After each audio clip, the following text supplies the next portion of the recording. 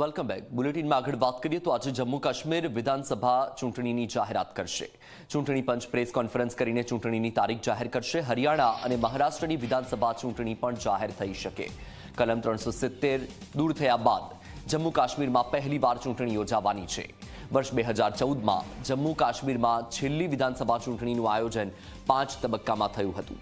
તમને જણાવી દઈએ કે 2018માં પીડીપી ભાજપ સરકાર પડી ગયા પછી જમ્મુ કાશ્મીર 6 વર્ષથી વધુ સમયથી કેન્દ્ર સરકારના શાસનમાં છે. જમ્મુ કાશ્મીરમાં ચૂંટણીનું આયોજન ખૂબ જ પડકારભર્યું છે. ખાસ કરીને આતંકવાદથી પ્રભાવિત વિસ્તારોમાં ચૂંટણી શાંતિપૂર્ણ રીતે પતે એ માટે ચૂંટણી પંચ અને તંત્ર સતત પ્રયાસો કરી રહ્યું છે. ચૂંટણી જાહેર કરતા પહેલા ચૂંટણી પંચની ટીમે એકથી વધુ વાર જમ્મુ કાશ્મીરની મુલાકાત લીધી છે અને ત્યાંની તમામ સ્થિતિની સમીક્ષા કરી છે. તો આજે જમ્મુ કાશ્મીરમાં વિધાનસભાની ચૂંટણીની તારીખોની જાહેરાત થઈ શકે છે. 2019માં કલમ 370 હટી અને ત્યારબાદથી સીમાંકનને લઈને ચૂંટણી જાહેર થઈ ન શકી હતી.